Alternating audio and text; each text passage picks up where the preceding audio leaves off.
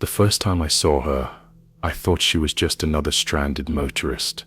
Working the graveyard shift in rural Blackwood County means long stretches of empty road and the occasional lost traveler. That night, the autumn fog hung low over County Road 17, my headlights barely cutting through the dense mist. I had been a patrol officer for nearly 8 years, but something about that particular stretch of road always made the hairs on the back of my neck stand up. Maybe it was because of all the accidents over the years, or maybe it was something else entirely. She appeared suddenly at the edge of my headlights, a slender figure with her arm outstretched, thumb pointing upward in the universal sign for a ride. I almost missed her, standing there in the dark wearing a pale blue dress that seemed too thin for the October chill. Department policy discouraged picking up hitchhikers, but I could not leave someone stranded on this notorious road, especially with the temperature dropping and the nearest town 15 miles away. I pulled over, flashing my lights to let her know I was stopping. In my rearview mirror, I watched her approach, her movements oddly fluid against the backdrop of swirling fog. When I rolled down my window, she leaned down and spoke in a voice that seemed barely above a whisper, yet somehow perfectly clear. Her face was striking, pale with delicate features framed by long dark hair that fell in wet strands across her cheeks. That was the first thing that struck me as odd. Her hair was soaking wet despite there being no rain that evening. But her eyes, they held something I cannot quite describe, a distant hollow quality that made my stomach tighten. She said she needed to get to Millfield Road, that her car had broken down and she had been walking for hours. I unlocked the back door and watched as she slid into the seat. Protocol required civilian passengers to ride in the back behind the partition, though now I wish I had broken that rule so I could have seen what happened next. The drive was quiet at first, the only sounds being the low hum of the engine and the occasional crackle of the radio. I tried making small talk, asking her name, where she was heading, the usual questions you ask to fill the silence. Her answers were brief, almost detached. Sarah was her name. She was heading home after visiting friends, nothing that seemed out of the ordinary. But as we continued down the winding road, the temperature in the cruiser began to drop dramatically. I could see my breath fogging in front of me, and the windows started to frost over at the edges, despite the heater running at full blast. When I glanced in the rearview mirror to check on her, Sarah was staring directly at me, her face now taking on a gray pallor that had not been there before. That was when she said something that made my blood run cold. "I am almost home now, Officer Miller." I had never told her my name. I kept driving, my knuckles white against the steering wheel, trying to rationalize what was happening. Maybe she had read my name tag, or perhaps she recognized me from around town. The rational explanations were there, but they did nothing to ease the dread building inside me. We were approaching a sharp curve in the road, known locally as Widow's Bend, when the radio suddenly erupted with static so loud it made me flinch. Through the white noise came fragments of a transmission, garbled words I could not make out. When the static cleared, I looked back to ask Sarah if she was all right, but the back seat was empty. I slammed on the brakes, the cruiser skidding slightly on the damp asphalt. She was gone, vanished from a moving vehicle with no open doors or windows. I searched the area for hours that night, called for backup, checked the roadside ditches and the dense woods that lined the road, but there was no trace of Sarah. My fellow officers looked at me with barely concealed skepticism as I tried to explain what had happened. I understood their disbelief. It sounded crazy even to my own ears, but I knew what I had seen, or thought I had seen. The incident report I filed that night would come back to haunt me in ways I could never have imagined. It was not until 3 days later, when I was filing paperwork in the station, that Officer Jenkins, a veteran who had been with the department for over 20 years, approached my desk with a grim expression. He placed an old case file in front of me, yellowed with age and stamped with a date from 15 years ago. Inside was a photograph that made my heart stop, a young woman with long dark hair and delicate features, the same woman who had been in my back seat. According to the report, Sarah Winters had died in a car accident at Widow's Bend on October 17th, 15 years to the day before I had picked her up. Her car had veered off the road during a rainstorm, plunging into the creek below. Her body had been found 3 days later, wearing a pale blue dress. I remember sitting there, staring at her picture, a cold sweat breaking out across my forehead as Jenkins told me I was not the first officer to give her a ride, that every few years on the anniversary of her death, she appears on that road, looking for a way home. I wish I could say that was the end of it, that knowing the truth somehow made it easier, but Sarah has become a constant presence in my life since that night. Sometimes I catch glimpses of her in my rearview mirror when driving alone, or hear the faint sound of dripping water in the empty back seat of my cruiser. Last week, I responded to an accident at Widow's Bend, another car that had failed to navigate the treacherous curve. As I approached the wreckage, I saw her standing on the opposite side of the road, watching silently as paramedics worked to free the driver. Our eyes met across the distance, and I swear she smiled, a sad, knowing expression that chilled me more than any words could have. I am different now, changed by what I have experienced. I no longer take the late shift if I can avoid it, and I never drive down County Road 17 alone after dark. Some nights I wake up in a cold sweat, convinced I can hear her whispering my name. Miller, always Miller, never my first name. She is out there still, waiting on that lonely stretch of road for someone to take her home, and part of me fears that one day, I will be the one who joins her there. Another ghost story for the officers of Blackwood County to whisper about in the quiet hours of the night. The first time I heard the whispers, I dismissed them as pipes settling in the old precinct building. That was my first mistake. 3 weeks into my rookie assignment on night patrol at Westfall Station, and already I was imagining things. The graveyard shift does that to you, especially in a place like this. Built in 1923, Westfall Station had cells that had housed everything from petty thieves to serial killers. The night sergeant had warned me that the old brick walls absorbed more than just moisture. I was making my hourly rounds through cell block D, the oldest section of the building, when I heard it. A soft raspy sound that seemed to float between the empty cells, like someone whispering directly into my ear. But when I turned, there was nothing but shadows. Just the wind, I told myself, just the building creaking. But buildings do not whisper names. Buildings do not call out. Margaret Hollow Road. I quickened my pace, flashlight beam dancing erratically along the corridor as I headed back to the monitoring station. I would later wish I had requested a transfer that very night. The second night, the whispers returned, this time louder, more insistent. I was filing paperwork when they started. A hushed voice that seemed to seep through the vents. Blue house. Basement. Floorboards. I froze, pen hovering above the report I had been completing. The words were so clear, I could have sworn someone was standing right behind me. But when I spun around, the room was empty. I searched every corner of the precinct, heart hammering against my ribs, but found nothing out of place. When I returned to my desk, I noticed my hands were trembling.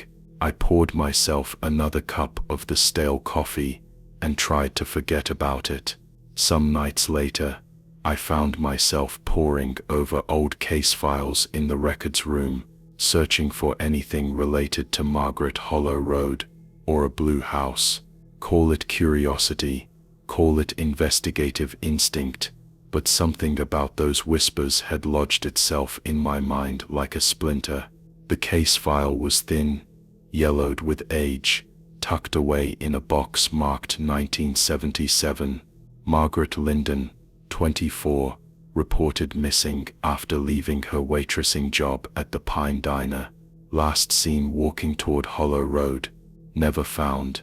Case went cold after 3 months of investigation. Suspects interviewed, including boyfriend and co-workers. No arrests made.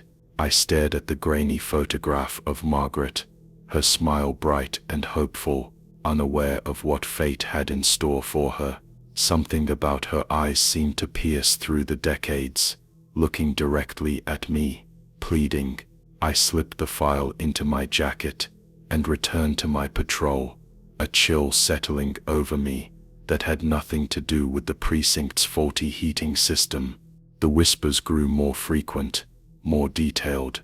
Each night, they would start around 2:17 a.m., always the same time, beneath the gardening shed. He buried me there. Black gloves, tire iron. The voice was distinctly female now, young, frightened. I began to record the whispers on my phone, capturing fragments of what sounded like a confession, not from the killer, but from the victim herself. No one believes me. No one can hear me. Except you. I started researching the old Hollow Road area, finding that a blue house once stood at number 42, demolished in 1983, to make way for a strip mall. The property had belonged to a man named Victor Mercer, a mechanic who had been questioned briefly in Margaret's disappearance, but cleared due to an alibi from his mother. Sleep became impossible. Dark circles formed under my eyes, and my supervisor noticed my deteriorating condition. I lied, blamed it on adjustment to night shifts, but the truth was I could not escape the whispers even at home.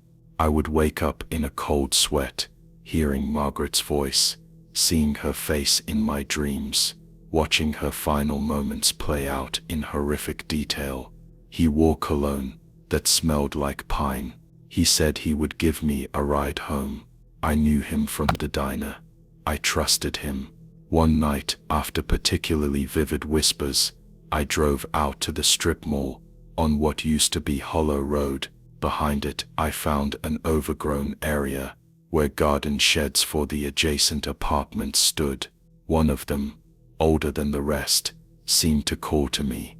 The whispers in my head grew to a crescendo as I approached it. Dig, please dig, find me.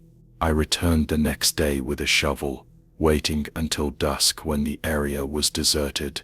What I was doing was illegal, trespassing, potentially tampering with evidence, but I was beyond caring about protocols and procedures. The whispers had consumed me. 3 feet down, my shovel struck something solid, not a root or a rock, but something wrapped in plastic. My hands shook as I cleared away the dirt, revealing what had once been a tarp, now degraded by decades underground. Inside were human remains, and a necklace with a small silver pendant, just like the one Margaret wore in her photograph. I called it in anonymously from a payphone, then watched from a distance as patrol cars and crime scene technicians swarmed the area. The whispers stopped that night, replaced by a deep, unsettling silence, but the silence was short-lived. 3 days later, as I sat at my desk reviewing reports of Margaret's recovered remains, the whispers returned, different this time. Thank you, officer, but he is still out there, still free. I found myself digging deeper into Victor Mercer's life. His mother, who provided his alibi, had died in 1980. Victor himself had moved away shortly after the strip mall was built, but records showed he was still alive, living in a retirement community just outside the city. The whispers guided me, providing details only the victim could know. The tire iron is still in his garage, under the workbench, with my blood, my fingerprints, my hair. I knew what I had to do. Margaret would never rest until justice was served, and neither would I. As I write this account, I am sitting in my patrol car outside Victor Mercer's current residence. The whispers are louder than ever, urging me forward. I know what must be done, for Margaret, for justice, for my own sanity. And I know that even after this is over, the whispers from cell block D will never truly leave me, because once you open that door to the other side, it never fully closes again. I still remember the sound of the music box, delicate, haunting notes that seemed to hang in the air long after the mechanism stopped turning. That sound follows me everywhere now, even in my dreams, especially in my dreams. My name is Detective Samuel Reeves, 15 years on the force, in the quiet suburban town of Maplewood. Nothing remarkable ever happened here, just the occasional domestic dispute, teenage vandalism, or traffic violation. That changed 3 months ago when 6-year-old Emily Parker vanished from her bedroom in the middle of the night. No signs of forced entry, no evidence of a struggle. She was simply gone, as if plucked from existence. The next morning, her parents found an antique wooden toy box on their front porch. Inside was a porcelain doll with bright red hair, just like Emily's, wearing a ballet outfit. Emily's passion, the doll's painted smile, seemed to mock our investigation. The box itself was exquisitely crafted, dark wood with intricate carvings of children playing in a forest. No fingerprints, no trace evidence, nothing to identify its origin. 2 weeks later, it happened again. 8-year-old Jason Miller disappeared, and the following morning, another toy box appeared. This one contained a hand-carved wooden train set. Jason had been obsessed with trains. The toys were beautiful, made with incredible craftsmanship, but something about them felt deeply wrong. The carved faces on the little wooden passengers seemed to be screaming rather than smiling. I found myself staring at that train set for hours in the evidence room, feeling as if the tiny wheels might start turning at any moment. By the third disappearance, 10-year-old Lily Chen patterns were emerging, always at night, always without a trace, always followed by the appearance of a toy box containing items that reflected the missing child's personality or interests. Lily's box held a collection of miniature musical instruments, reflecting her talent for piano. When I wound the tiny music box among them, that melody played for the first time, the one that haunts me still. Simple notes that somehow felt like they carried words just beneath perception, like whispers in a language I almost understood. My partner, Detective Warner, insisted she heard nothing unusual, but I caught her shivering when the last note faded. The town was in panic. Parents were taking turns staying awake, installing security systems, sleeping in their children's rooms. It made no difference. 2 more children vanished over the next month, each followed by the delivery of another toy box. I became obsessed with finding connections. The only link between the victims was that I had personally spoken with each family in the days before the disappearances, while canvassing the neighborhood for witnesses or information. The toys themselves became the focus of my investigation. Under magnification, I discovered tiny maker's marks on each item, a stylized T and M intertwined. I spent days researching toy makers, antique dealers, craftsmen. Nothing matched. I began to have dreams where I was wandering through endless halls, lined with toy boxes, each one playing that same haunting melody. In these dreams, small hands would reach out from inside the boxes, not grasping for help but beckoning me closer. Last week I found myself parked outside the home of the Walters family. Their daughter Sophie was 9, with a love of astronomy. I had no official reason to be there. I hadn't been assigned to surveil the house, but somehow I knew she would be next. I sat in my car all night, thermos of coffee in hand, watching every shadow. Nothing approached the house. At 3:17 a.m., I finally succumbed to exhaustion, my eyes closing for what felt like seconds. When I jerked awake at dawn, I knew immediately I had failed. A familiar wooden box sat on the Walters' porch, this one with celestial patterns carved into its surface. What happened next is why I have been placed on administrative leave, why my own department is looking at me with suspicion. I grabbed the box before the family discovered it, before it could become evidence. I took it home. I needed to understand. Inside were the most beautiful handcrafted planets and stars, a perfect miniature solar system that could be wound up to orbit around a glowing sun. The craftsmanship was impossible, materials I couldn't identify, mechanisms too small and complex to have been made by human hands. And there on the base of the sun was that mark again, TM intertwined. I became aware of a presence in my home that night. Nothing I could see, but a weight to the air, a feeling of being observed. The shadows in the corners of my living room seemed deeper, more substantial. I sat with my service weapon in hand until morning, staring at the toy solar system as it continued to orbit silently, never slowing despite the mechanism having wound down hours earlier.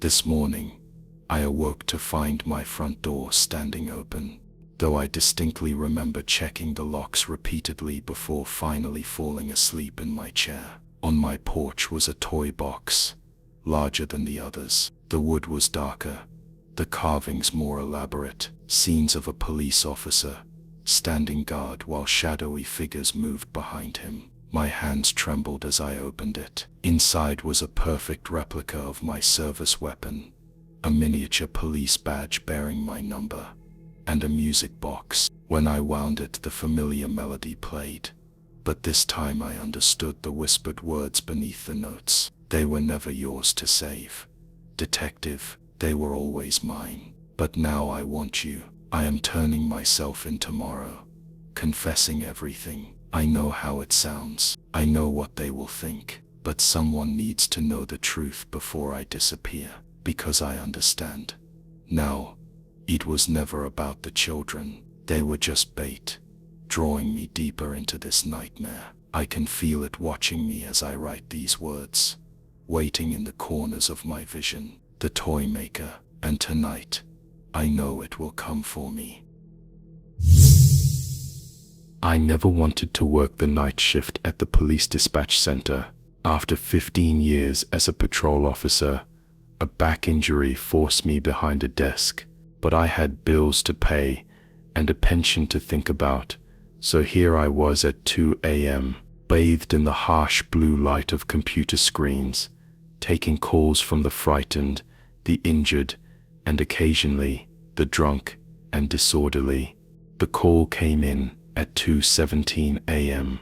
My headset crackled with static before I heard her voice, soft, almost a whisper, but trembling with urgency. I wish I could forget the sound of it.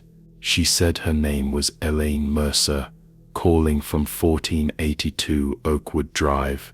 I remember typing her information into the system, noticing how my fingers felt suddenly cold against the keyboard.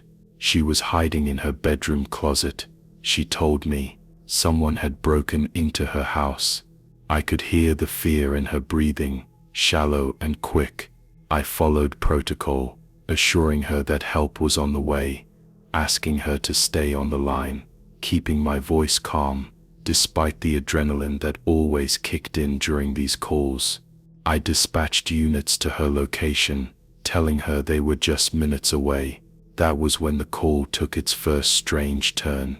She described how the intruder was moving through her living room, picking up the framed photo of her sister from the mantel, how he ran his gloved fingers over the glass before setting it down again, how he was approaching the kitchen now, opening drawers, selecting a knife with a serrated edge. The level of detail struck me as odd, but people react to trauma in different ways. Some become hyper-observant. I had seen it before. Still, something felt wrong. The pieces clicked together when she described how the man was now climbing the stairs, stepping over the third step because it creaked. My mind flashed to the crime drama I had watched the night before, The Home Invader. The details matched perfectly, down to the creaking stair.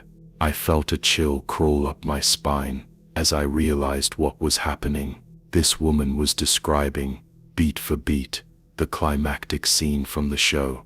I had to make a decision. If this was a prank call, I had just dispatched officers on a wild goose chase. But if she was genuinely in danger, questioning her could waste precious seconds. I decided to test her. I asked about the color of her bedroom walls, a detail not mentioned in the show. There was a pause, longer than it should have been. She said blue. I knew from the show the character's walls were green. I pressed further, asking for her full address again, claiming the connection had broken up. The address she gave matched the fictional address from the show, not the one she had given initially. My stomach twisted into knots. My supervisor had noticed my extended call and was hovering nearby. I muted my microphone and explained the situation. He nodded grimly and started making calls to verify the address she had originally given.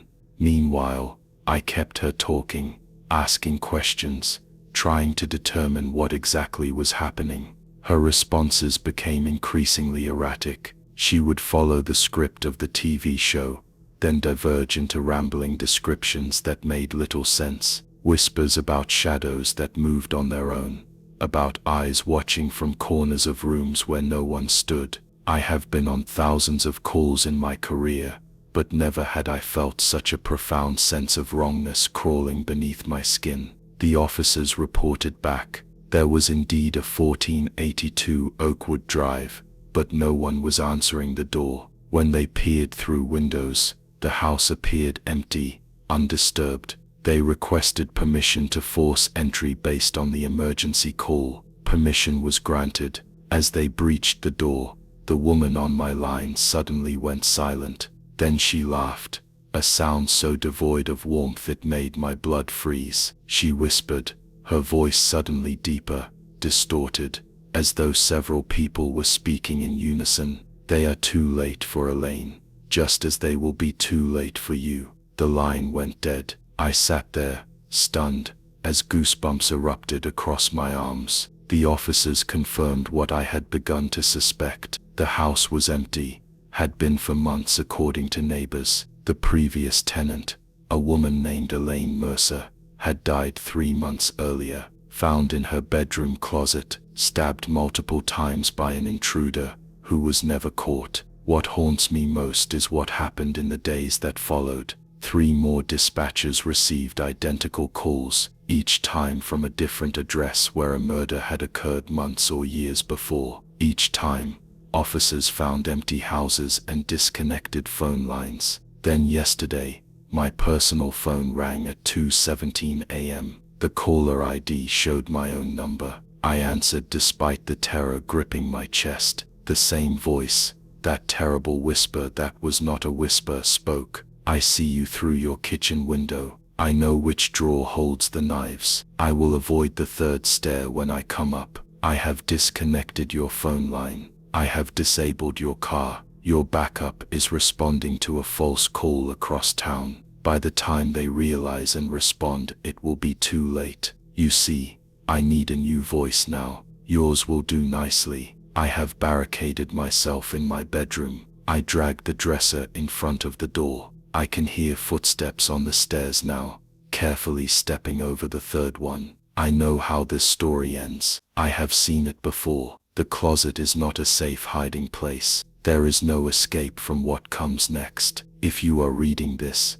I have left this account on my computer in the hopes that someone might understand what happened, that someone might stop these calls, because I know now, with terrible certainty, that I am not speaking to the ghosts of victims. I am speaking to what hunted them, and now it hunts through the lines, through the voices of those it has taken, reaching out to find its next target. The doorknob is turning. The wood is splintering against the weight of the dresser. It will be through soon. Remember, If your phone rings at 2:17 a.m., do not answer, no matter what. I felt it in my bones before I saw anything wrong in interrogation room C. Nearly 2 decades, where the badge teaches you to trust those gut feelings, the ones that crawl up your spine when something unnatural enters your world. But this was different. The air felt thick, almost resistant, like wading through invisible molasses. I felt it in my lungs with each breath, heavy and unnatural. My partner, Rodriguez, didn't seem to notice. He was flipping through the case file with tired eyes, the harsh fluorescent light casting deep shadows across his face. It was 3 a.m., and we had been chasing the Burlington butcher for months. The killer had left 6 victims across the city, each positioned in bizarre ritual patterns, the blood used to paint strange symbols on nearby walls. Tonight we finally had a suspect, Louis Mercer, a gaunt, hollow-eyed man, found wandering near the latest crime scene with blood on his clothes. He claimed the blood was his own. I set my coffee on the metal table as Rodriguez led Mercer into the room. The suspect moved with an odd stillness, his eyes darting to each corner of the small space, as if searching for something. When his gaze settled on the far corner behind me, his pupils dilated, and the faintest smile crossed his lips. I turned to look, but saw nothing except the dingy beige wall where decades of interrogations had left a permanent shadow stain. We began questioning Mercer about his whereabouts during the last murder. His voice was surprisingly soft, almost melodic. Each answer seemed rehearsed, perfect, and utterly devoid of emotion. Then Rodriguez asked about the blood on his clothes, and everything changed. Mercer hesitated, his eyes again flickering to that corner behind me. I turned once more, and this time I saw it, a slight darkening in the shadows, as if the corner itself had somehow deepened. The room temperature plummeted. The hairs on my arms stood on end as Mercer answered, "My blood, as I told the officers who found me. I cut myself earlier today." The darkness in the corner shifted, expanding outward like ink in water. Rodriguez didn't notice, his attention fixed on Mercer, but I couldn't look away. The shadows seemed to pulse, growing larger with each word Mercer spoke. I tried to focus on the interrogation, to convince myself I was seeing things due to exhaustion and too much caffeine. We showed Mercer photos of the victims, asked if he recognized them. He denied knowledge of each one, and with every denial, the shadow expanded, now covering nearly a quarter of the wall. It seemed to move independently of any light source, deepening and writhing like something alive. When we presented the photo of the 4th victim, Angela Morris, Mercer paused a beat too long. Rodriguez pounced on this hesitation, pressing harder. Mercer maintained his ignorance, but his voice wavered slightly. I observed his pupils, noting how they constricted, a telltale sign of deception. At that moment, the shadow in the corner surged forward, stretching along the ceiling in tendrils of impossible darkness. One tendril extended toward Mercer, hovering just above his shoulder. My breath caught in my throat, but neither Rodriguez nor Mercer seemed to notice the encroaching darkness. I excused myself on the pretext of getting more coffee. In the hallway, I splashed cold water on my face. The rational part of my mind insisted I was experiencing hallucinations from sleep deprivation. I had been awake for nearly 48 hours, running on nothing but coffee and determination. Yet when I returned to the room, the shadow remained, now covering half the ceiling, its edges rippling like disturbed water. The interrogation continued into the early morning hours.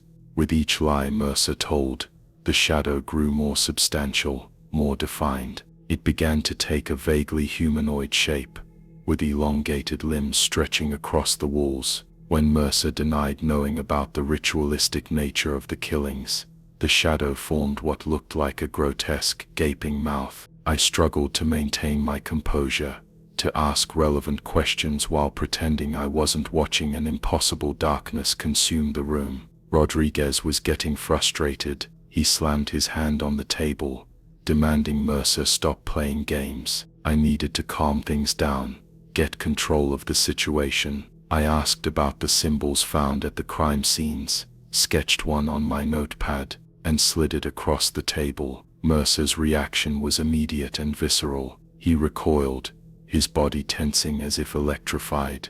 Behind him, the shadow contorted, its form twisting into a terrible approximation of the symbol I had drawn. "Do you know what this means, Mr. Mercer?" I asked, keeping my voice steady despite the terror building in my chest. His eyes, now wide with what appeared to be genuine fear, darted between me and the corner. "It is a doorway," he whispered, "a door that should remain closed." Rodriguez scoffed, but I felt a chill crawl up my spine. The shadow had stopped expanding, and now seemed to be listening. If such a thing were possible, I leaned forward, ignoring my partner's confused expression. "And did you open this door, Lewis?" Mercer met my gaze, and for the first time since the interrogation began, I saw raw emotion in his eyes. "Not me, detective. The door was always open. I just showed it who to watch." The shadow pulsed at his words, and I swear I heard a sound like distant muffled breathing coming from it. Rodriguez continued pressing Mercer about his connection to the victims, oblivious to the growing horror in the room. I couldn't take my eyes off the shadow as it began to take a more definite shape, its edges sharpening, developing what looked like fingers, long, impossibly thin digits that stretched toward Mercer. Then Mercer said something that made my blood run cold. "You see it, don't you, detective? The Watcher has been with me for months, ever since I found that book in Angela Morris's collection. I didn't kill anyone. I was just there, watching, like it watches me." The shadow reacted violently to this truth, contracting suddenly before exploding outward, engulfing the entire ceiling. Rodriguez jumped as the lights flickered, finally sensing that something wasn't right. He looked up, but his expression showed only confusion at the dimming lights, not terror at the writhing darkness above. Mercer laughed, a hollow sound that echoed strangely in the small room. "The Watcher doesn't like when I tell the truth. It feeds on deception, on the space between truth and lies. That's why I came willingly. I hoped it would find someone else to follow." Rodriguez stood up, declaring a break in the interrogation. As he moved toward the door, the shadow receded slightly, gathering itself in the corner once more. But as Rodriguez reached for the handle, the shadow surged forward, passing through him like smoke. Rodriguez shuddered, rubbing his arms as if suddenly cold, but continued out the door, leaving me alone with Mercer and the thing in the corner. I should have followed Rodriguez, should have gotten as far from that room as possible. Instead, I found myself asking, "What is it? What does it want?" Mercer's face softened into something like pity. "It's old, detective. Older than this building, older than this city. It doesn't want anything in the way you and I understand want. It just is. And where it is, truth becomes malleable." The shadow pulsed again, and this time I clearly heard a whispering voice, though I couldn't make out the words. Mercer heard it too, his expression crumpling into despair. "It's chosen you now," he said quietly. "I'm sorry. When you start seeing it outside this room, in your home, in your dreams, remember, it's the lies that feed it, the lies you tell yourself." Rodriguez returned and, accompanied by our lieutenant, they had decided to book Mercer on suspicion of murder and continue the interrogation. After we'd all gotten some rest, as they led Mercer away, he looked back at me one last time, his eyes full of something like regret. Behind him, the shadow receded into the corner, growing smaller until it was just a normal darkness once again. I told myself it was over, that I had imagined the whole thing due to exhaustion. I went home, took a shower, and collapsed into bed. Just before sleep took me, I noticed a slight darkening in the corner of my bedroom ceiling, a shadow that hadn't been there before. As my eyes closed, I heard a faint whisper, like the rustling of dry leaves. I've been awake now for 3 days, afraid to sleep, afraid of what waits in the darkness. Every time I close my eyes, I see it growing stronger. Every lie I tell myself about its existence makes it more substantial. I'm writing this down as a warning, though I don't know who I'm warning anymore. Maybe myself. The Watcher is with me now, and I feel its presence even in broad daylight. It waits in the spaces between truth and deception, growing stronger with each half-truth I tell. The Burlington Butcher case remains unsolved, though Mercer is still in custody. Rodriguez doesn't remember anything unusual about that night. Sometimes I catch him looking at me strangely,